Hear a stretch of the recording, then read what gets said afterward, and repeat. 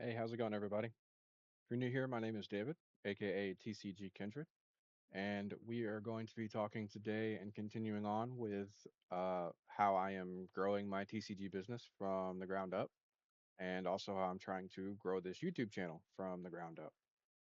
If that's something that you would enjoy, please drop a like, subscribe. I try to put out videos every day, or at least every day that my wife's not working, as I try not to work too much on the business and on YouTube when my wife is off work so I can spend time with her. But any other time than that, I'm going to be working on the business and working on the YouTube channel, going to try to make the content better for you guys and also for myself. And yeah, so we're going to be just documenting our whole journey. I'm kind of enjoying it because it feels like I can hold myself accountable for anything that happens, and it feels like I'm putting everything down like in writing, so it's official. So it's kind of a good feeling. But also, like I said, we're growing this TCG business from the ground up. I was already a decent little way into it before I started doing this YouTube channel and documenting it. But we started a separate spreadsheet and started keeping track of our orders on the 2nd of August is when we started keeping a full like spreadsheet of everything, and we'll look at that here in just a few minutes. But yeah, we did not post a video yesterday because my wife was off work and it was actually our anniversary. So we went and watched the movie, went and watched Spider-Man: Brand New Day. If you haven't watched it, it's a pretty good movie, especially if you're into that kind of movies. But we really enjoyed it. We went out to eat, had some Chili's. It was really good, and yeah, so we enjoyed our day. I didn't do anything on the business. I played some retro rewind last night for several hours. It's a fun little game. You can just kind of sit back, relax, and not really think too much and just enjoy yourself. So that was fun. I don't do that very often, but I'm trying to incorporate more days, nights like that into my schedule, especially since pretty much for this whole month, I'm not going to be working on my like real job. My real job, I'm a traveling poker dealer, so I travel all over the country and deal poker tournaments all over the country. The next event will be taking me to Louisiana, and that will be the 1st of September.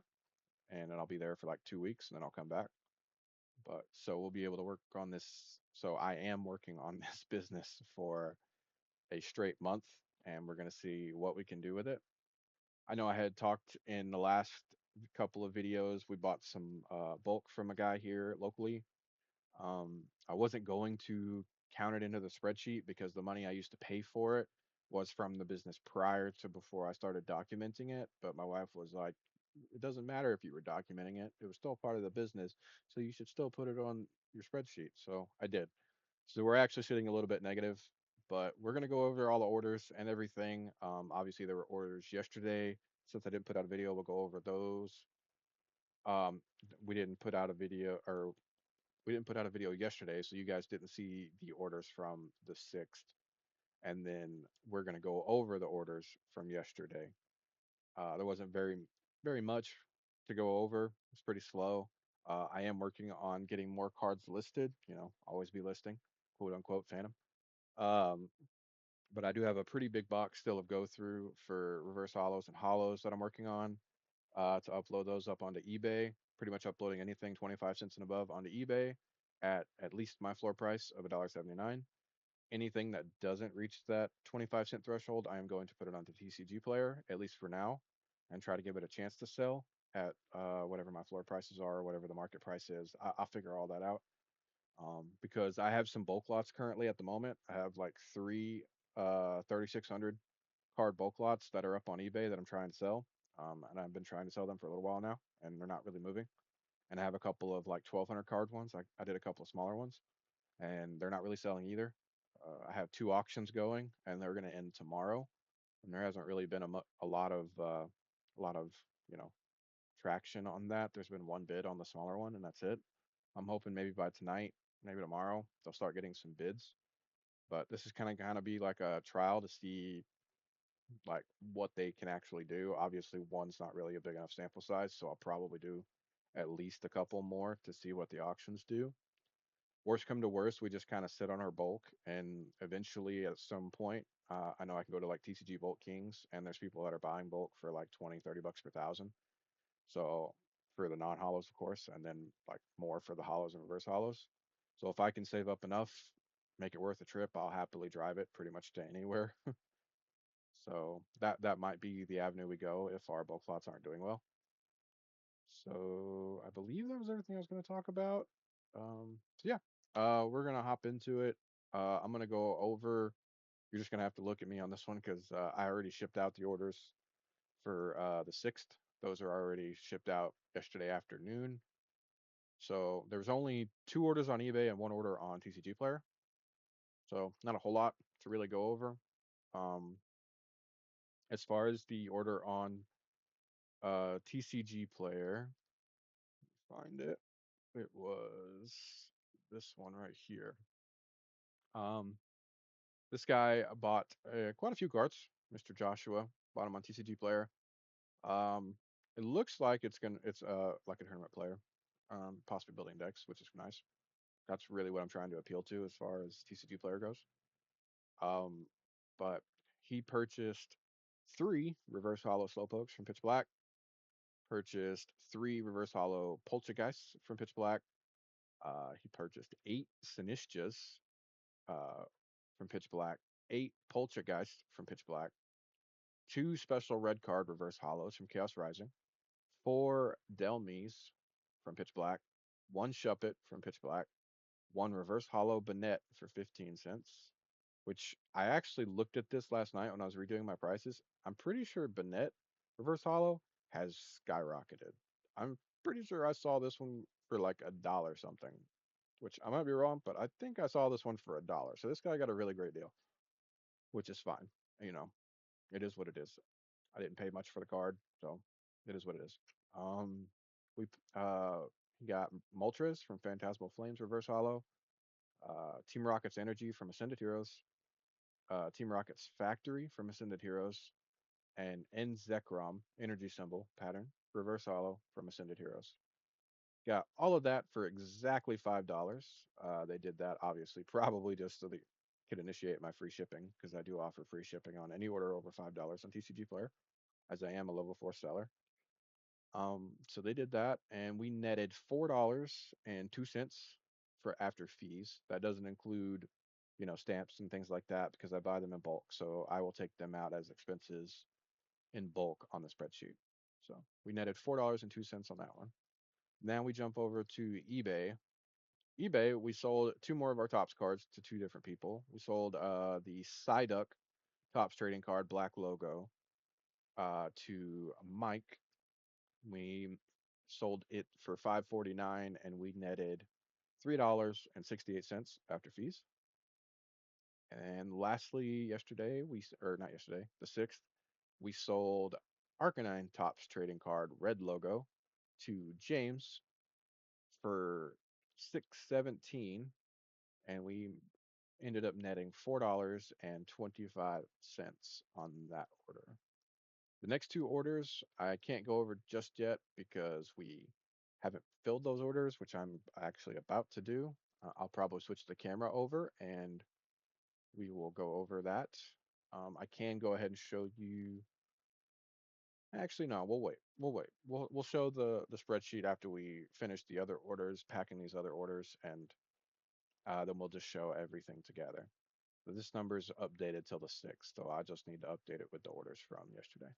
So let me switch this camera over. It's not going to be great, but it was the best that I could do with what I had. So you'll have to forgive me here. But this is like my little janky workstation right now. My dog's bed's over there. She was laying in it, but now she's over here on my other side. So yeah, we are going to get into this. We only had 2 orders, one on TCG and one on eBay. We will take care of the eBay one first because it will be the quickest to get done, obviously. These cards right here that you see are the TCGPlayer orders, which we will go over. But this card right here, let me slide over here, is the card that sold on eBay. It was one of our last few vintage hollow cards that we've had, or we had. We've sold a lot of them because we put them up prior to documenting this. But we sold this Vile Plume. Let me find the camera so I can show the card very well. And kind of close. Sorry, the glare is really bad. But the Vileplume, it was heavily played, but we sold this Vileplume from Jungle. It's an unlimited, not first edition. We sold it for $14.59. So we are going to sit here and package these up. I do have card savers and I have top loaders. I just recently purchased a whole lot of top loaders. I purchased card savers before that to try them out, and I honestly like the card savers, especially for sending stacks of cards. It's really nice for stacks because you can put like a 10 card stack in the card saver. You can't do that with a top loader. So I'm right now. I don't know if it's something I'm going to keep going with, but right now I try to use top loaders for very few card orders, like single card orders or two or three or four. Once it starts getting into a stack, I try to use the card savers just to, for extra protection because I do think they give some pretty nice protection. But top loaders obviously give a lot of protection. So we do only have one card in this order. So we're going to load it up in a top loader. And of course, team bag it up. Pretty simple. This is the best way to package any kind of cards. I learned all of this on YouTube myself personally. Did a lot of research before I actually started the business because I wanted to make sure that I was doing it right. So, yeah, and I was not doing it right. I've done it wrong several times, but now I've think I've gotten it pretty well nailed down about how I do things now. So that I still use painter tape because I bought like a 4-pack roll of it, and also I don't think there's anything wrong with painter's tape. I'm not like an official business. I'm a at-home seller, but I promise you that any cards that I send will be very well protected. I do not skimp on protection. I know some people will skimp pretty lightly, and that's okay. Everybody to each their own. But I want to make sure the card gets there as safely as possible. So, like, I do a lot of extra protection when it comes to like just doing bubble mailers. My trash can's underneath me. When it comes to bubble mailers, I'll do like a very rigid backing. I'll use either these card savers or I'll get some cardboard, and then I will also wrap it in extra bubble wrap, even though it's going into a bubble mailer. I'll do extra.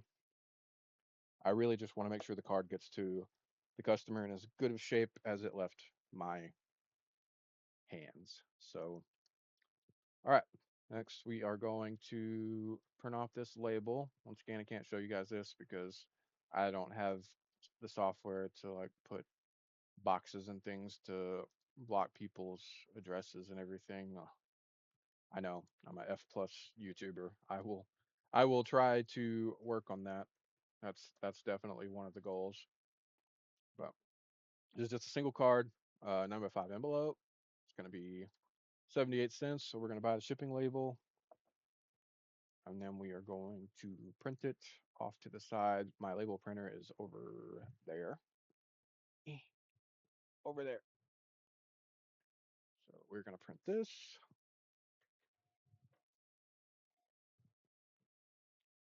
And I'm going to move this over here because I do not want to show you guys the address. But this order was going to Matt. Appreciate the order. I hope he enjoys the card. And then we slap this label right onto this envelope. Like so. There we go. Put it back there for right now. All right. And then that's going to be done with that. So then we can go back to this order here onto eBay. And now we should be able to see exactly what we netted on this order, and we will put it into our spreadsheet real quick.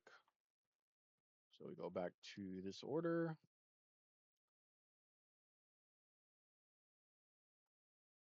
Bum, bum, bum, bum. There we go. So we end up after fees and shipping label, we end up netting $10.94. So almost $11. So 10.94 right there. That was Matthew. He's done. All right. Next up is going to be just Ronald. And he purchased a bunch of cards onto TCG Player, and we will go over those before I package them. You probably won't be able to see them very well, but we will go over them. I'll try my best to show them on the camera, but you saw what I was trying to do with the Vileplume. It wasn't working very well. All right, first up, they bought two Silvally reverse hollows from Pitch Black. These two cards right here. They purchased a Do Dunsparce from Prismatic Evolutions reverse hollow right here. That's a very hot playable card for tournaments. Then of course they bought the Badoos. I know Badoos are very popular in tournament decks. Bought two Badoos from Prismatic near mints. They are right here. Then they also bought a lightly played reverse hollow Badoo from Prismatic, which is right here. They bought two lucky helmets from Twilight Masquerade, which are these things right here. They bought four Team Rockets factories from Destined Rivals, and those four are all right here. And then they bought two Voltaic Lightning Energy reverse hollows from Pitch Black, and those are both right here. Then they bought a Prism Energy from Ascended Heroes, that is right here. They bought one Jamming Tower reverse hollow from Twilight Masquerade. Then they purchased two Jamming Towers from Twilight Masquerade, just the regular versions. Then they purchased one Jamming Tower from the same that is lightly played, which is right here. I keep it separate because I'm probably going to mark it that it's lightly played so they can tell the difference. Then next they had four Jumbo Ice Cream Reverse Hollows from Phantasmal Flames. And those four should be right here.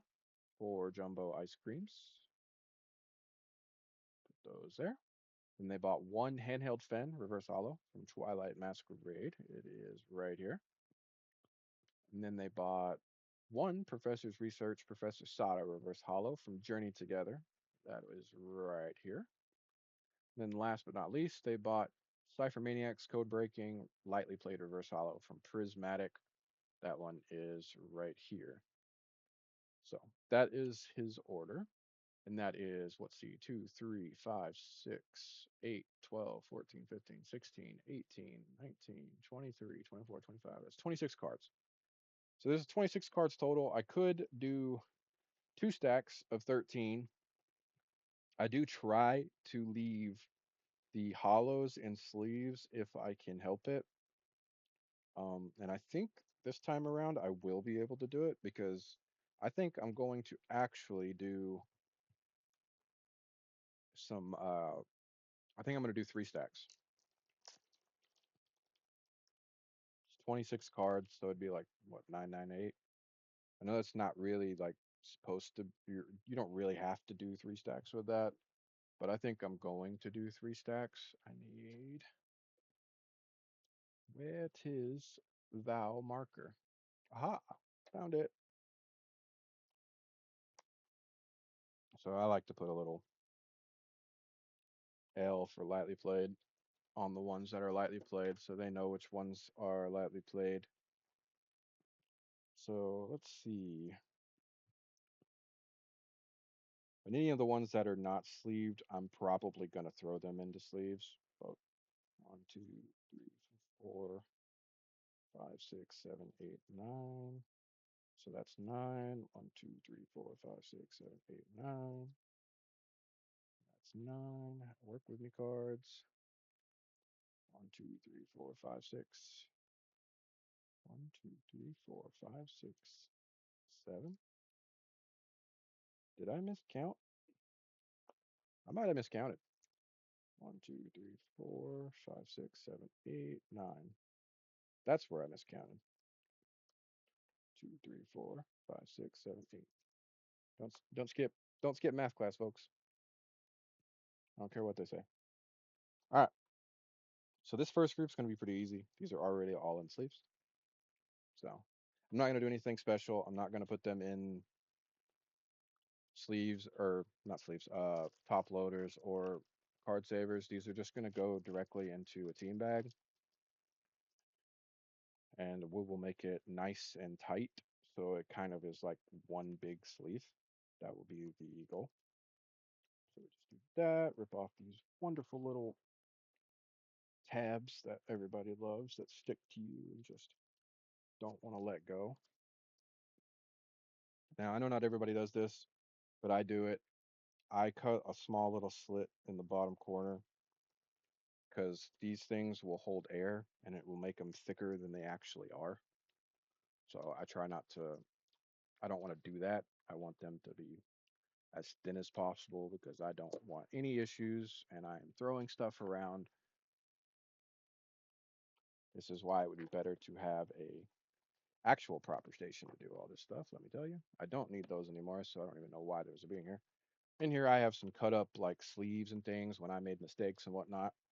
So I cut them up so I could still use them, but I use them for this. That way I can tape the back of the excess of the team bag to the back of this, so it makes it nice and super tight so that the cards themselves won't move around in here. And there you go. You got like a nice, very tight pack, and we're going to do that again for the next two. And if I was a really good YouTuber, you guys would not have to sit here and listen to me jabber. I would just, cut and cut you to this being done. But we do have these 5 cards in this one that are not sleeved, so I'm just going to grab a sleeve and we're going to put them in a sleeve. You can usually do about 10 cards in a normal sleeve. Really? Now of all times is when I'm going to have a Butterfinger. Are you serious right now? Okay, we got the 5 cards. Let's try this again. Second time's a charm. Here we go. 5 cards easily fits into one sleeve, and they're just, base non-hollow bulk cards, so you don't really have to worry about them getting damaged or anything. Why is this sleeve like being all crooked? There we go. Has like a big like I don't know ripple in it. I had to get that out. I don't know why it was doing that. It's weird. Never done that before. Maybe because it knows it's on camera and it wants to show out. It's about right. Right. Move these. Those are my stamps that I have. Like I said, we're going to do a small little cut in the corner. It's going to help because it allows me to make this nice and tight. Make sure all the cards are straight in line.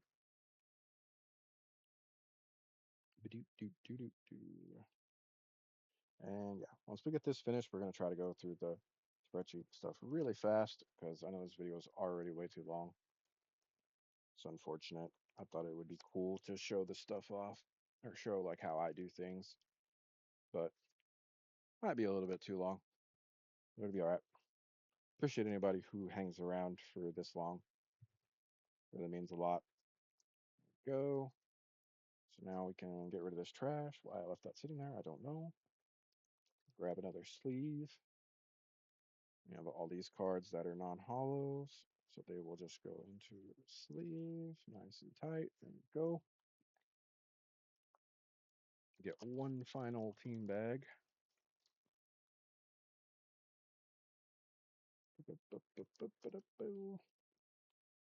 And most likely, if you're in this business, there's many different ways to, so to speak, skin a cat. You can do this many different ways and it be adequate. This is just the way that I do it. I did a lot of research and kind of picked up on what other people did, and then I just kind of made it my own after that. So by no means am I an expert. Said this multiple times. I'm still learning. There's probably better ways to do all types of these things that I do. One day I'll learn them all, I hope, to improve. But right now, this is how I'm doing it. Had no complaints, 100% feedback. Would like to keep that going, obviously. and not have any issues. Okay. Normally, also, I don't use paper, but when I have 3 stacks, I usually use paper because it's going to help to hold it in place. And this is just something that I started doing. Normally, I was just folding it over and making it and then folding it this way, but I started doing this because I seen I don't remember who it was. Maybe it was RNG doing it. Of course, this is how you would do it if you were using windowed envelopes and you were putting the person's address on it. But I'm not doing that. I am printing off the label. But yeah, so these would just fit in here like this, and then we would tape them down. Go. Where's my tape?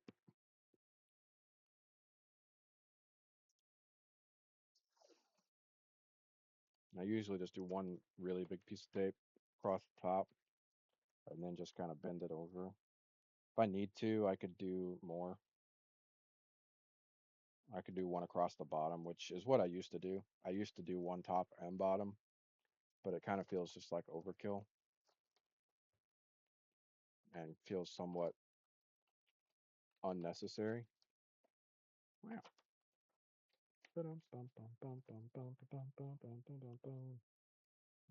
Fold it over, try to make it nice and pretty looking, because why not? So, so there we go.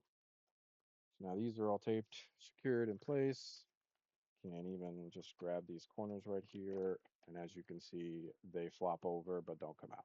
So I usually like to do a little test to make sure that they don't move, because the post office is not going to be gentle all the time with these types of things. So go throw this in this on the elope if it will work with me. Great, thank you. There we go. Let me slide that straight up in there. Go ahead and slap this over. One thing I also do sometimes is like on these ends, like it doesn't like close all the way, and I don't like that. So sometimes what I'll do, which wasn't necessarily going to do it on this one, but I'll do it just to show you guys. I have these extra pieces that I've cut up anyways, so I just grab one that doesn't have any writing on it, and I cover this up. So like I'll just do like a something like this, and then wrap it on the front. That way, it'll help with any like moisture getting in, or if it gets caught on the machine, it's not going to rip the envelope open or anything like that. This is probably a step that's not really necessary. It's just something that I do. I don't know if a machine would actually catch on it like that and hurt it or anything. All right, and now we are done. We can grab our stamps, grab our scale, and weigh this. I imagine it's going to be in the realm of 2 point something, if I had to guess. Yeah, so got to restick this. There we go. Yeah, 2.5. So you'll need one forever stamp and 2 extra ounce stamps, because one forever stamp covers up to one, and then just need 2 of the extra ounce stamps, which I have some of these ones still left over from when I purchased them the last time. They came out of a machine, and it printed off these huge freaking pieces of paper. So usually I would already have the label printed and have to put the label on, but it's fine. I know I'm leaving enough room.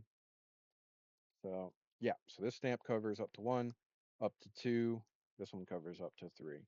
You can actually do one more stamp, because you can actually ship up to 3.5 ounces. I know people say three, but it's actually 3.5. So you can actually ship up to 3.5. I've done it and not had any issues with it. So then we can go back to TCG Player. I'm going to hit the print slip to get that. And then I use a site called Beard of Canto. It's a free site where you can upload your packing slips and it will print you off a label and it will even add a tracking barcode to it. Now, granted, TCG is not going to honor this barcode, but it will at least give you a little bit of peace of mind so you know where the order's at, and maybe it'll give your buyer peace of mind and let them know where the order is also at. So for some reason my thing is acting up though. So we might just have to do this part off stream. Go convert to label, please. There we go. All right. So I just had to threaten it a little bit and it decided to work. So go here. We're going to print this thing off. Boom and boom. Here we go. And print. All right. So now we're printing off our label and we're going to slap it on here and then this order is done. I know this is kind of a long process. I can do it faster, but I've been talking and yeah. But I'm also not the quickest at this either, so I probably wouldn't have gotten it like done like too much faster. I'm pretty thorough and pretty, I guess slow would be the correct word. I'm pretty thorough and pretty slow when it comes to packing orders because I like to make sure that they're packed right. Pulling I'm pretty fast with because of how I have my inventory set up, but the packing part I am not as fast with. So let me switch this back over here to me real quick. Hey, welcome back. Uh, and then we will do the math real quick. So after all of that, that order was $7.16, and we are going to net $5.90 on that order. Boom, boom, boom. Yeah, there we go. And then we've gotten an order from today as well, but we will package that tomorrow. So then we ship it and do ship without tracking. It's fine. And then, yeah, so now we have this all set up. Can delete this. And let me switch this to the desktop screen. We'll kind of go over what we're looking at. So we are updated on this up to today. So eBay, we made 1094 today, or on the 7th, and then TCG, we made 590 on the 7th. So then we do this. So we made 96. You can't see it under because of my screen or because of my camera, but made 96.41 so far onto eBay. And then TCG Player, we have made 56.09 so far on that. And then we've had $28.09 in expenses. That is a bubble mailer plus some stamps we bought. Here is the $110 worth of inventory that we purchased, what, 2 days ago now? 3 days ago? We can constantly keep purchasing more, and we will from this guy because he has a lot. So it did put us in the negative. As of yesterday, we were negative $2.43. So then now we can do this. This is $152.50. Now we minus the 28.09, and then we minus the 110. So we're up $14.41 now, and this can go back to being green. It's not a lot, but it's part of doing business. You're going to have expenses, and you need to have inventory on hand, inventory that you can either sift through or inventory that you're at least sitting on in case you ever start to run low, so you can always list more cards.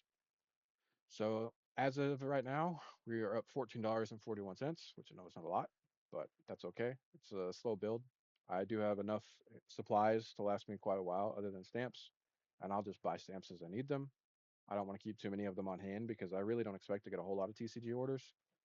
My goal is probably just going to be to have like low cost bulk on there until my bulk lots start selling. And then I'm going to pull that off. And then I'm going to mainly just keep like playable trainers and Pokemon on there. Those will probably sell, but I can't imagine that they're going to sell like super frequently. And I mean, they will, but I don't think I'm going to have the volume that's going going to amount to them selling super quickly. So yeah, I hope that you guys enjoyed this. I know it's a little different than what I did before, and I'm just trying some different things. I know this was a longer video, so if you stuck around to the end, I really appreciate it. But like I said, if you like this type of content, drop a like, subscribe. Gonna be probably posting another video tomorrow. If not, then it will be Monday. And we'll go over the orders from today and tomorrow. And yeah, that is going to do it. I'm gonna quit blabbering, get to work. We're gonna list some more cards today. So hope you all have a great weekend, and thanks for watching. Take care.